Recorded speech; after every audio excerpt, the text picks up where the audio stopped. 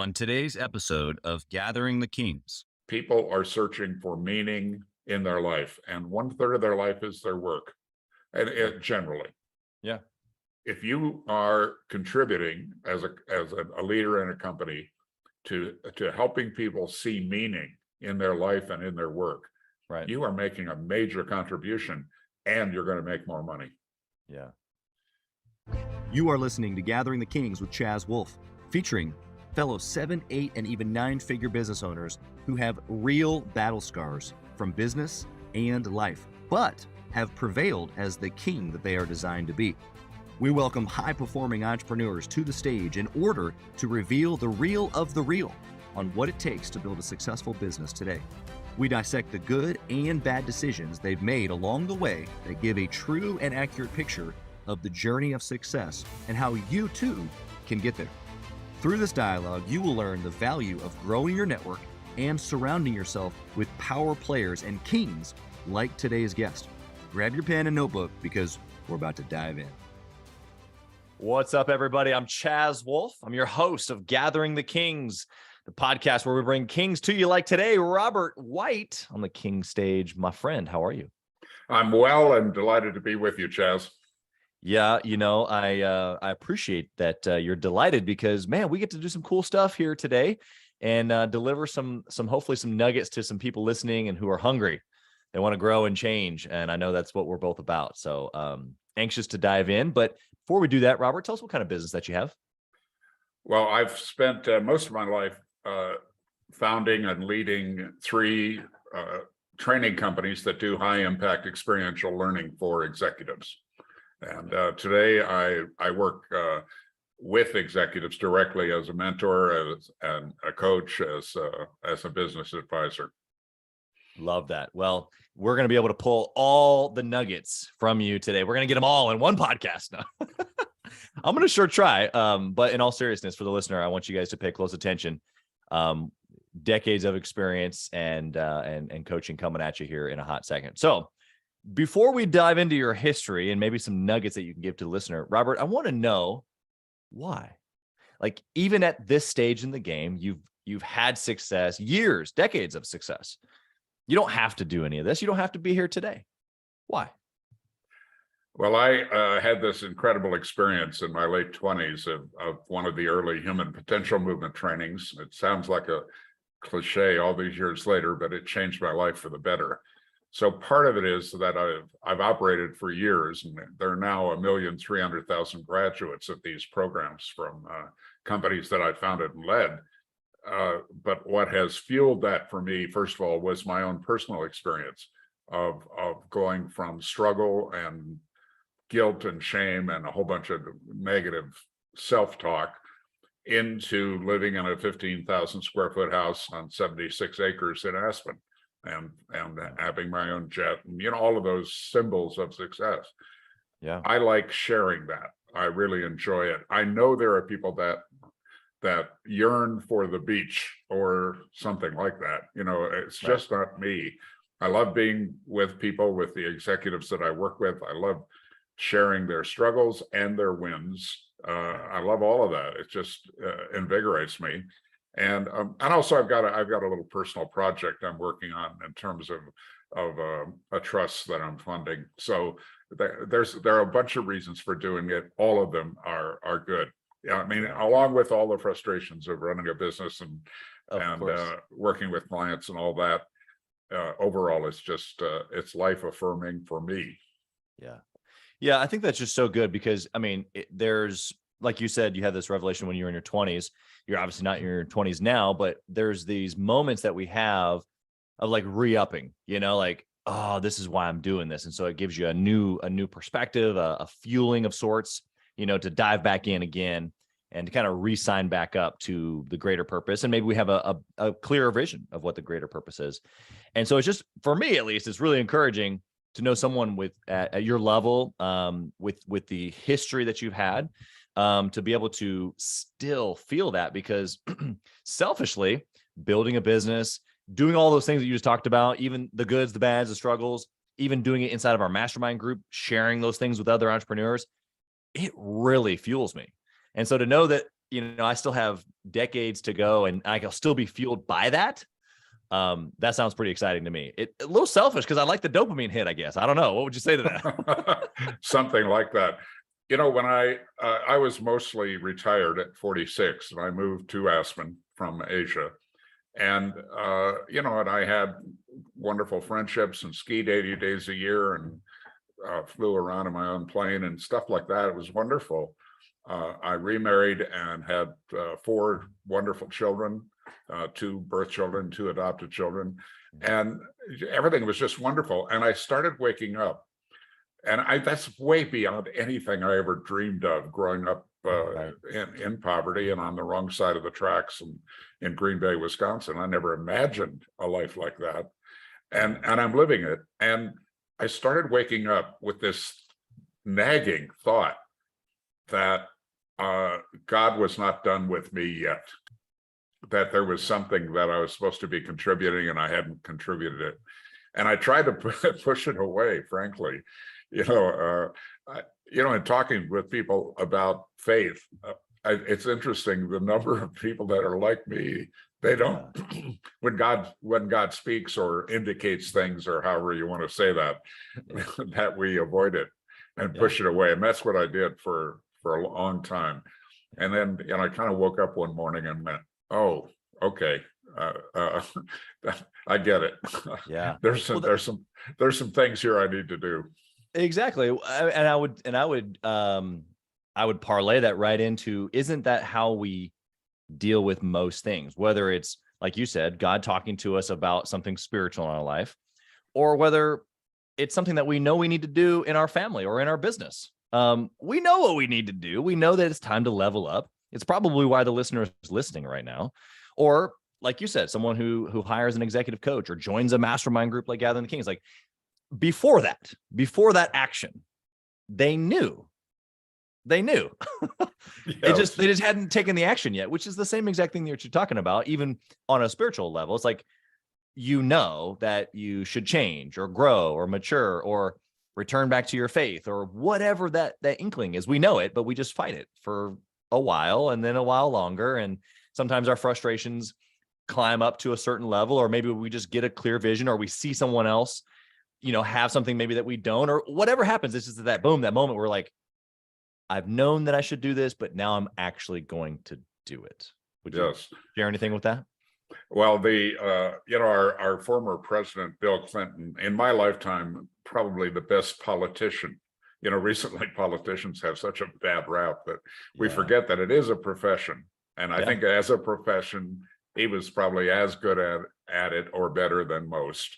I don't share his politics, but I admire what he was able to get done as a professional.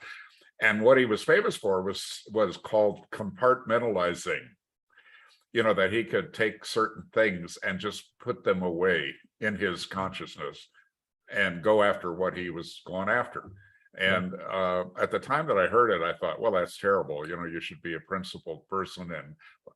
But then, in working on myself and with myself, and then with clients, I did this informally. I guess I was a mentor, an unpaid one, for many years with friends and acquaintances and our graduates. And I enjoyed it, but doing it professionally is different. And what I realized in doing it professionally is that many of my clients come to me with a severe case of compartmentalizing. They've taken blame, shame, regret, guilt, and even past success and pushed it aside. Right. And in many ways, it's a positive quality because they're so driven and they're smart and they're focused and they're aligned and they're committed. So they push that stuff away. But that doesn't mean that it went away. That those events from the past are kind of in you, bubbling along in the background, or if using the computer metaphor, as part of your operating system. And then you start wondering, like, why didn't I pursue that opportunity that was in front of me and now it's too late? Why did I get rid of that guy, that woman, when actually they were really performing well? and something just drove me to get to somehow see the negative in all of that. What are these patterns that show up all of the time? Where do they come from? Well, it's actually known where they come from. They come from your past, from your belief system, even from childhood. And so that journey for me turns out to be something that a lot of my executive clients, entrepreneurial clients identify with. They get it when you start talking about what keeps you up at night. Yeah. Those kinds of conversations. What's the pattern that you repeat that doesn't work for you? That kind of question. Yeah. Those are pretty powerful. They're things that we hear sometimes, whether it be in a book or on a podcast like this, and we shake our head. We go, "Ooh, that's good, Robert. Yeah." And then there it goes. Yeah. And so my encouragement to the listener right now is just to pause for a second, take even just these two simple questions that he just proposed, and you just think about it. Actually think about what these loops are that you have and why you have them, if they're destructive of any kind, and think about maybe where they come from and how you can adjust and grow and mature past that. Because you're right, having 45 windows open on my screen usually slows it down eventually. Right? Good metaphor.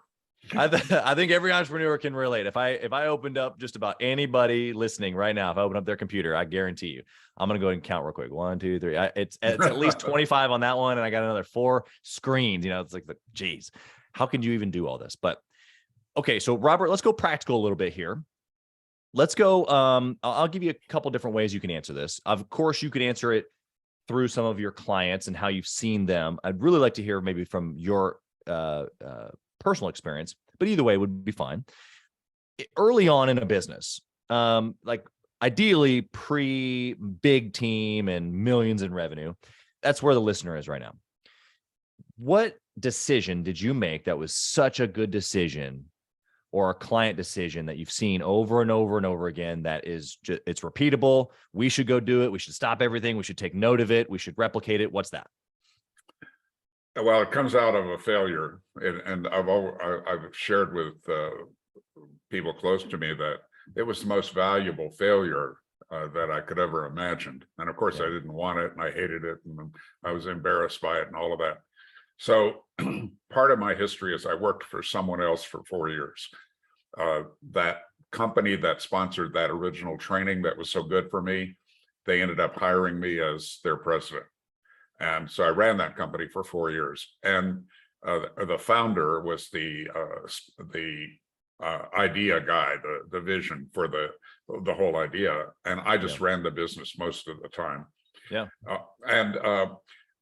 And the ownership changed. One of the owners died, and everything went upside down. And I ended up reporting to a probate judge. And if any of you ever have that opportunity, I highly recommend you pass on it. Sounds complicated. It was horrible.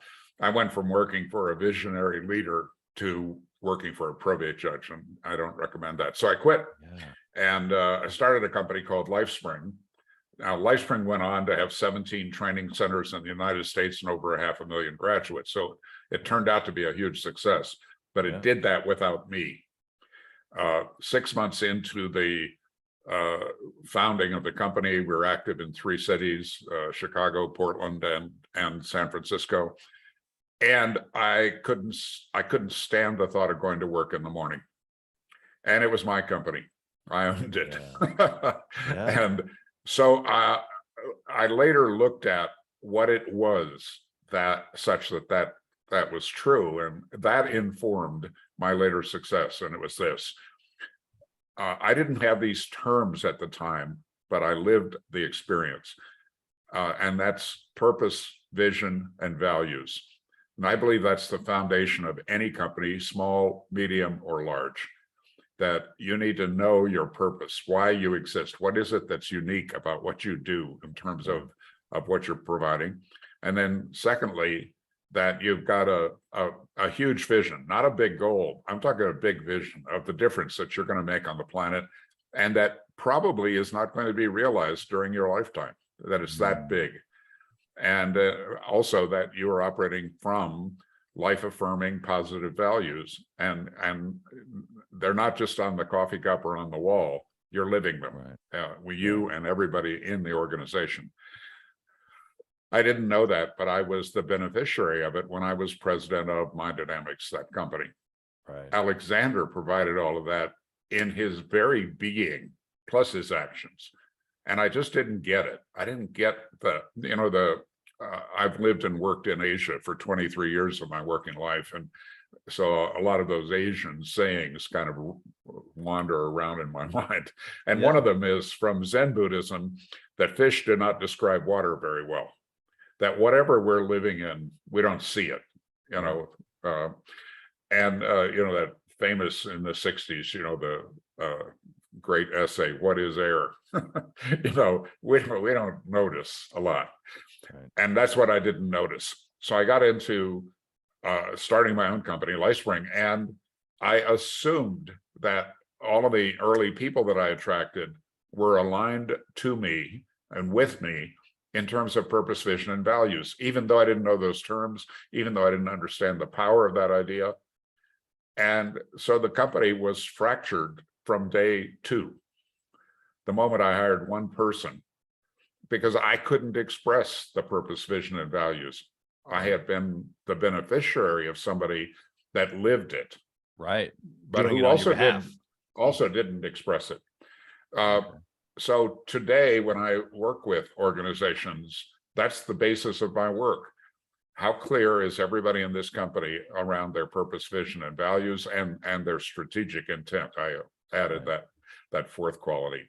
And because ultimately, if you look at what the leader's job is, whether it's a 3-person company or a 30 or 300, or in my case, around 300 people, it's focus, alignment, and commitment. If those three things aren't present in terms of your results, things are going to get not good really fast. Yeah. If people need to be focused, aligned, and committed, then of course the question is, what are you focused on? What are you aligned to? And what are you committed to? And that goes back to the original three: purpose, vision, and values, and your strategic intent. So all of that is just theory. But in practice, what it adds up to is today, people are, whether we like it or not, you can have a long philosophical discussion on this, people are searching for meaning in their life, and 1/3 of their life is their work, and generally. Yeah. If you are contributing as a leader in a company to helping people see meaning in their life and in their work, you are making a major contribution, and you're going to make more money. Yeah. Wow. I couldn't agree more, and I normally have something to say, but I think you led us right to the place of pretty clarity, or having clarity around those things. I want to explore, not for the sake of exploiting your failure, but kind of, because you were vulnerable with that. What did that, since you didn't have those, why did that lead to someone else taking it and doing all those incredible things without you? Well, it showed up on the surface as a power struggle, among the early people that I attracted into the company, and that's no fun. And people that you had worked with had, the primary person being my vice president at Mind Dynamics became my vice president at LifeSpring, and it was a big change that I didn't recognize, and so the power struggle part, and also I experienced it as a failure. I had put all the money that I had into LifeSpring. I was the only funder. And I sold it to the staff for no money down and forever to pay. So things became vivid very quickly, in that I have no money, no job. I've got a wife, a family, a mortgage, all of the standard stuff. And all of that, you can experience that as an opportunity, and all motivational speakers often talk like that. But I experienced that as a crushing burden, as a failure. So that learning about what actually happened came later for me. it came through whether you call it meditation or prayer or being quiet and really looking at how I sourced it. It wasn't somebody else that did it to me. There was something missing in my leadership that created that. And that's not an easy thing for the male ego. You notice how quickly I third partied that. That's right. But it was not easy for me. It was very painful. And also the fact that it was somewhat public in our industry, that was particularly, my friend Charlie Kiefer and Lynn Schlesinger, they wrote this wonderful book about entrepreneurship called Just Start. And it's actually the book I recommend if somebody's going to be an entrepreneur, other than my book. Of course. My book is more personal and his is more organizational. And it's absolutely great. But Charlie was, he's a very bright guy. He's got a master's from MIT in physics. He's just way smart. But he also was an entrepreneur and a very successful one. And when it got right down to it, and Len Schlesinger was a full professor at Harvard Business School, and then chief operating officer of the Limited with 2,000 something stores. Right. I mean, these are two superstars, and they wrote a book where the title is Just Start. Yeah, no, it's so true though. And for me to just start again, that's where the mystery comes in for me, or I think for any entrepreneurial, and why we do what we do is there wasn't any question. I was offered a big time job. There was a company called EST at that time in our industry, and the biggest company in our industry, and it's now called Landmark. So I was offered the CEO job, and I did work for them for 1 month as a consultant just to check it out. And but it was just so clear to me that even with the failure, that I really wanted to be on my own. I really wanted to be my own boss. Even with Mind Dynamics, it was like being my own boss, because Alexandra gave me so much space to operate. And where that kind of drive comes from, I don't know. But if you've got it, if you've got that disease, then you best prepare yourself, right? And your background is, I don't know, how many companies have you been involved in? Yeah, numerous, and probably too many. I'm now learning that I should have done less. Probably do more with less is the story now. But right, you've given us quite the picture here, Robert. I mean, obviously, the hindsight that you later discovered of purpose and vision and having these things in place, even as a small company, you're right, is so important. And we get busy, right? Like we get busy trying to get a client. We get busy trying to execute the project as a trades guy. Get busy, building the website or whatever I'm doing. I get busy on the finance side, trying to make sure I'm keeping track of all the numbers. And if we do that too long, you would probably encourage them to do it day one. I would say, look, sometime in the first year, at least, gather some time. It's tough to do it. And maybe you could speak to this a little bit because you've got quite a bit of experience, but it's tough to do it at the beginning because there's a lot of analysis paralysis, a lot of thinking before action. So I'm a huge action taking fan.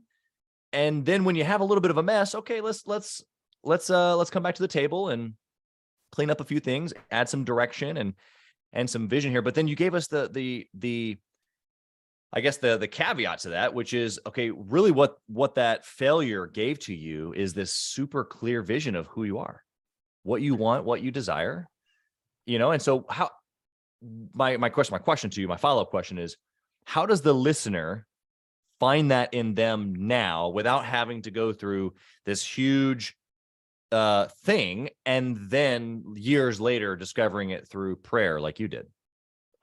Well, the most commented line from my book when I first introduced it, you send it, the PR company sends it out to all these media people, and then somebody reads it, usually not the interviewer, some grunt, Some hapless intern reads it, and they come up with 5 questions. I mean, that's the routine. By the way, one of them is always snarky. So if you're going to do that kind of thing, just know you're going to Be prepared for the snark. I got be it. Be ready for the snark. But the most commented on line from the book was, life is simple. This does not mean it's easy. Yeah. Life is simple. This does not mean it's easy. Many, many people have that 180 degrees apart from reality. People want life to be complicated and easy.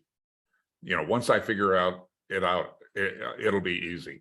But the great teachers for thousands of years, you know, Buddha said all life is suffering. The existential philosophers say that life is hard and then you die. You know, I've been following Jordan Peterson recently, the psychology professor from Canada. He says life is tragic, and our job is to figure out how to navigate through the tragedy. I mean, great teachers have always said that. And, you know, I spent 2015 through 2020 in China, and I was in front of over 100,000 people, and worked closely with 20,000, you know, in a 4 or 5 day training format. Yeah. And I noticed I don't do scripts. And I mean, I have a general outline of what I'm going to talk about, but I don't script it. And I just noticed myself quoting 2 people that I really didn't want to quote. One was my former wife, you know, who broke my heart and put me through hell and all of that kind of stuff. But she had a lot of wisdom, and I noticed myself occasionally quoting her because she had this ability to capture a complex thought in a simple sentence. Yeah. And but the other person I found myself quoting was the late and I'd say revered Stephen Covey, who wrote the 7 Habits book. Yeah. And that kind of speaks to how you kind of started this subject, which is, he said he made the distinction between important and urgent. Yeah. And that that part of his book, I just think is so powerful. It was so good for me when I first read it, and I see it with my clients also, that we get caught up in the urgent, in the problem, in the customer that's complaining, or the product that got mismanufactured or didn't get inspected, or all of that kind of stuff, or the key person grumbling and thinking he might want to quit. All of this stuff that flies at us every day. It's the urgent. And what we don't pay attention to is the important. And I like how you language this, that, you know, that you get into business, you just start, you scramble, you get a few clients, things start moving. At some point, what's needed desperately is to sit down with yourself and or your team. And it can be in either direction, by the way. Yep. Yeah. And to take a deep dive into purpose, vision, and values. You know, why are we here? What do we stand for? And, you know, one of the most interesting books I've read in the last 20 years was the Steve Jobs book. And I found myself falling in love with this guy and then hating him within the same, you know, within the same 3 minutes. Yeah. I mean, he was such a jerk with people and all of that. And yet a level of brilliance and entrepreneurial whatever. Yeah. That is incredible, you know. Well, there's a video on YouTube. You know, he left Apple. He was in effect fired from his own company, something I can identify with. And he started this company called Next, N-E-X-T, and which was also a failure, by the way, and in many ways, except that the architecture of Next is the architecture of Apple today, you know, in technical terms, I understand. Yeah. And but there's a meeting that he held about a year into Next at some ski resort in Northern California. And it's very informal, and the video is kind of choppy and, you know, like kind of amateurish in a way. But people are sitting around on the floor on cushions. It's very Californian, I guess, in a way. Yep. Very Steve Jobs. And I highly recommend that to entrepreneurs if you want to be a little bit thoughtful, if you want to look at somebody that won big as an entrepreneur, Yeah. and the struggles he went through, but also his quality of leadership, because his leadership of that group is as good as, I mean, I'm a reasonably good facilitator. I mean, we over 1 million graduates, and I know something about that. Yeah. Steve Jobs was as good as I am, and frankly, that wasn't his profession, Right. but he was one hell of a leader. And the way he interacted with his team, because it was this entire company in that living room, Right. of that probably an Airbnb that they rented. Sure. Exactly. So what you see there is he's looking at, who are we? What are we really up to here? What is it that's going to power us forward? And with these radical ideas, and that, you know, he always had a radical idea or two, Right. or three or four. Exactly. So I think that's the key, is that at some point, and then, you know, there are great books, there are videos, there are mentors, coaches, as ways to accelerate it. And another way to say it, you don't have to fail. Right. You can head that off. You can get some help. Yeah. My biggest, you know, you talk about your mastermind. I'd say that if I had it to do all over again, I would have joined a mastermind. Yeah. But I was the lone wolf always. Yep. Right. And that was a huge mistake on my part. You can't do those things over. I'm not going to beat myself up about it, but my way would have been smooth if I would have had some friends who were, my term that I now use, committed listeners. Yeah. They know what I'm up to, and they'll call me out when I'm off track. Yeah. That kind of, and I think that a good mastermind does that. You know, Yeah. You know, you said you stand for this, this, and this, but you're doing this, this, and this. Hey, buddy, Right. Yeah. sort that out. Yeah. No, that's good. It's tough love.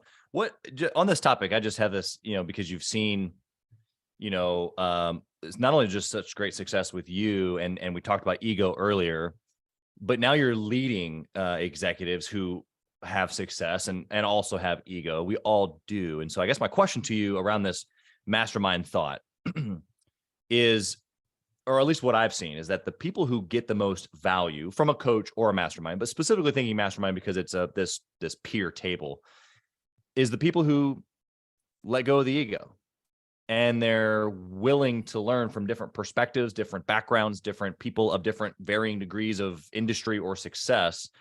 And so this place that you're talking about being able to get to, how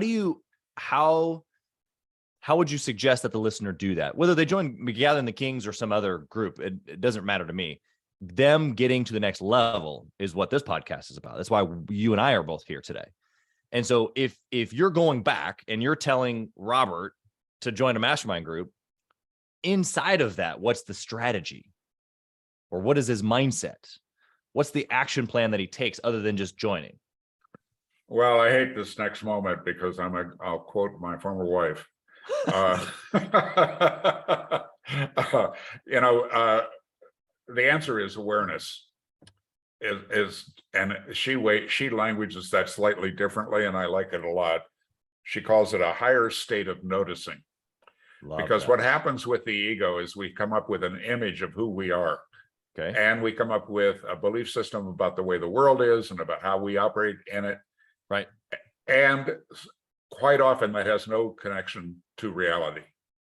So what you need,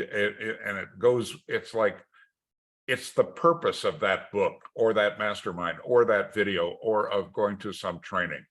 Right. And that is to develop a higher state of noticing of yourself, of other people, and of the world that you live in. Look, we had in my last company in Asia, 70 full-time trainers. And these are people that, you know, it took anywhere from 1 to 2 years to train them to get up in front of 300 people and confront 300 people. Right. So people would say, well, how do you select your trainers? They're all these superstars. How do you evaluate them? And so I had to think about that. Mostly we did it by intuition and if somebody loved the training and seemed to want to do it, we'd hire them and see if it worked out. And sometimes it did, and sometimes it didn't, frankly. Right. And I started noticing we were spending a lot of money on training trainers that never made it. Yeah. So it would behoove us to figure out what are the qualities to look for in advance. And I came up with two. One was empathy, that people had an ability to get their ego out of the way and just be with other people and see them. Yeah. But the other one sounds like the exact opposite, and psychologically, in many ways it is. They needed to have a strong ego, a strong sense of who they were, because particularly in our kind of work where we're confronting people and pointing out, that your baby is ugly kind of stuff. So to do that, you have to have a strong ego. You can't run away from it. Yeah. And so there's a zillion examples of people like that. We know people that have figured out who they are, what they stand for, and they're unshakable. Yeah. So the interesting thing is ego becomes like an enemy in pop culture. Well, he has a big ego. Well, if I'm gonna do anything in life, I better have a big ego. Yeah. But I better be aware of what it is, about how I hold myself, how I'm selling myself, in effect, and to have control of it. And the classic one-liner: does your ego, do you own your ego, or does it own you? Yeah. If it owns you, you'll get in trouble. You'll screw up. You'll want to look good in a certain situation, and it'll all blow up on you. But if you own it, if you know who you are, and you own that, you take personal responsibility for how that ego shows up in the world. Yeah, that's powerful. Yeah, this whole conversation, we could do a whole podcast just on this, but just to reiterate for the listener here, because I mean their head is swirling right now with just phenomenal information. I want to just bullet point and summarize the ego piece specifically, because you're right, they're opposites, but they fulfill one another. In my opinion, the ego is only healthy if you can put it aside and be with other people. And so in order to have a healthy, productive ego that's going to drive me, I have to have the heightened level of self-noticing so that I can see other people. And I would say, looking back on my history, very, very specifically, thinking ego and ambition and the moment, thank goodness for me, it was when I was younger. Then, some people it's when they're older. But this transition, we call it this warrior to king transition, but this mindset shift where it's not just about me. It can't be, because it only drives me so much. And very quickly, it has to be around, the person that I'm sitting with right now today, the children and the wife I was telling you about that I got a quick break with right before this podcast. The clients that we go back and forth with on different things that are having to do business related, or just because I'm just checking in and seeing how you doing, brother. Or so many other examples, right, of just being in that space, present. But at the same time, having that confidence in who you are, which is identity and confidence to know that, like, this is who I am, this is who I'm made for. And so we use some of the same language. I'm curious, maybe after the show here, for us to digress on some of this and talk about it, because the warrior to king transition is this. The warrior is selfish. He has to fight for the battle. He's in survival mode. He can only look out to the left and the right, maybe, and that's okay. There's a period of time in life and business where you have to do that. Yes. But man, what you're designed for, the king mindset, it's you, your family, your community, your church, the people around you, the team that you have, the families of your team, like all these people that are counting on you.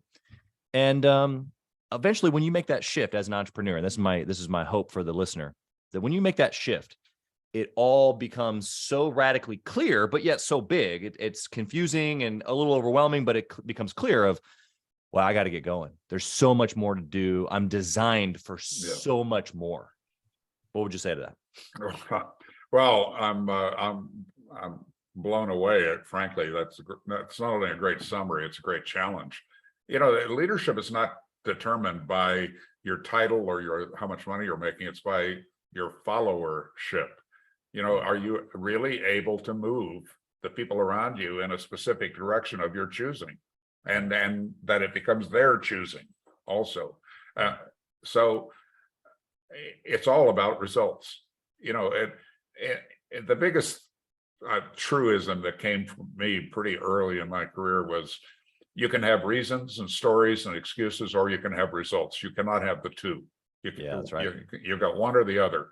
And in terms of leading people, you have to look at how successful am I at sensing where they are so that I can lead them. So that's that push-pull of empathy and a strong ego. That it's the opposite of the so-called imposter syndrome. Right. It is that I'm here for a reason. I'm the perfect person for this job. Or if I'm not perfect, I'm on my way to that. And I need to pay attention to how to appeal to every person that I am challenged to lead. Because they're going to need, I'm going to have to know who they are, where they are, and how to best approach them if I'm going to be successful with them. So it's this interesting push-pull between ego and empathy. And it's all taking place on the battlefield, to use your metaphor. It isn't like you're able to be this contemplative monk sitting on a hillside, smoking dope. Got to be in action. You got to be in action. You got to handle the urgent to some degree. Right. But, my pitch is always what's important. Because ultimately, what's important is going to be the long-term success piece. Yeah. So good. Okay. Wow. I want to give you a chance here. We're going to go to the speed round. I'm going to kind of fumble through a few questions here, but my question is always around a book recommendation. I want to hear about your book and maybe something else that maybe you'd recommend in addition to, but please tell us how to find your book. Give us the synopsis of it. What are we looking for? That type of thing. Well, Living an Extraordinary Life is the title. Living an Extraordinary Life, and certainly available on Amazon and Barnes and Noble and all those kinds of things. Available on Kindle. It's selling about 10 Kindles to one hard copy, I've noticed recently. The world is definitely changing. And but if you want a signed copy, go to my website, therobertwhite.com, therobertwhite.com. And you also have an opportunity to sign up for my weekly e-zine, which is called An Extraordinary Minute with Robert. And I take an idea that's kind of fascinating me that week and a few comments on it. It's all designed to be read in 1 minute or less. That's the pitch. And it's a way for us to stay in touch. Included with that is a 28-page summary of all I've learned about success. So, and that's free, it's shareable. A lot of people have used it like a book club, that little 28-pager with their team. But it gets us in relationship, and that's really what's important to me right now. The book that I recommend highly always is Man's Search for Meaning. The Viktor Frankl book, the story of what he learned from having a number on his arm, from the Holocaust. And it's like the Bible for the personal development industry from my point of view. Wow. There are a lot of other good books. My book is about some people complained about it. They said it's not about you, about Robert and his extraordinary life. No, it's not. It's the interaction between our material, what we've learned about the human condition and success, and real people and their reaction to it. So it's real people's stories about awareness, about personal responsibility, and about communication, about developing a mastery in communication. So it's when I wrote it, I avoided writing it for 20 years, Chaz. It's embarrassing. It comes back to that avoidance. Yes, and reasons, stories, and excuses. I had a few, as the song goes, and but a lot of people have felt it's valuable. People like Ken Blanchard, and Jimmy Colano, and people that are real winners in the personal and business development space have bought lots of copies for their friends, and that makes me feel really good to know that I've contributed a bit. So I recommend the book. I recommend the free stuff. And you know, on therobertwhite.com, there's a little button to click to get 30 minutes with me free. So those are all ways to kind of get to know what I'm up to and how I might be of service. Absolutely. I want to ask you one more question before I get to my last one. And it's maybe more practical than we've been, but being an executive or an entrepreneur, we have mindset and we have tactics and all these things in between. And so tactically speaking, I want to we've talked a lot in theory and talked a lot in mindset, and I want you to take me into actually running a business. What do you believe is the most important KPI, or the one thing that you would be tracking if you could only pick one thing? I think it's different for every business. I had 5. I mean, I ran a $45 million business, and I just watched 5 numbers, frankly. But I think it's, general systems theory is something I know just enough about to be really dangerous. But the general idea of it is that it's supposed to be the theory that explains everything. Right. Yeah. How's that for a claim? Yeah. And it is complex. And but what they basically posit is that everything is too complicated for the human mind to gather. You figure, if you looked at world hunger, or you looked at manufacturing, or you look at politics or education, everything's too complicated. But that within all of that complication, there are leverage points where one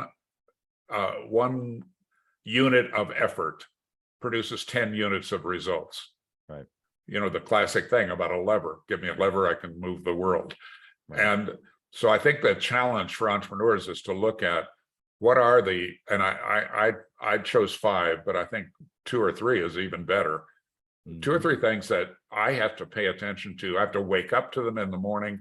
I have to have them for lunch, and I have to review how we did on them for dinner. And I think it's different for every company. Certainly, cash flow is king. It's the oxygen of business. Yeah. It sounds kind of rude, but don't let your tax accountant or your lawyer run your company. Yeah. Don't make decisions out of that. Make decisions out of clients being happy and what your cash flow is, if you get right down to it. Yep. Because cash is oxygen. Without it, you don't live very long. Yeah, so good. Okay, last question. Robert, if you could whisper in the younger Robert's ear, what would you say?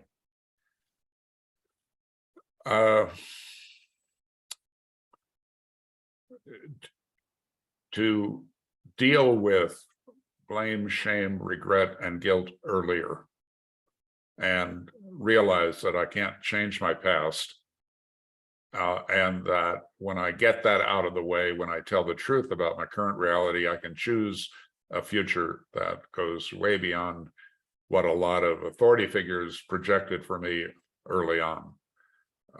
That would be the big thing, is letting go of the past. Well, as the listener today, if you haven't been inspired and challenged and given some insight, I don't know where you're going to find it. If you didn't find it here today, you weren't listening. You didn't pay attention. You need to go back and review it again. But in all seriousness, Robert, you've been incredible. We will put your information that you gave a few minutes ago regarding your website and the book, and they can get some time with you on your website, all that fun stuff. We'll put that in the show notes so they can easily connect with you. I highly recommend for any of our listeners who want to reach out that you take Robert up on his offer to connect and to begin the relationship, as he said. I think that so many of us young guys in business are learning that it's relationship and then the rest. And so you've displayed that here to us today. And so we just appreciate that. And we wish you nothing but success, blessing, your business, your family, everything that you touch your hand with. Thank you for being here, Robert. Thank you, Chaz. It's been a wonderful experience in conversation with you. Absolutely. Thanks for listening to Gathering the Kings. We hope you got a ton of value today and learned a thing or two about taking your business to 7 figures and beyond. If you desire more and want a community around you to help you get there, I want you to go to gatheringthekings.com. That's gatheringthekings.com. And I want you to apply for our next Becoming a King 90-day intensive. We are extremely exclusive by nature as a group.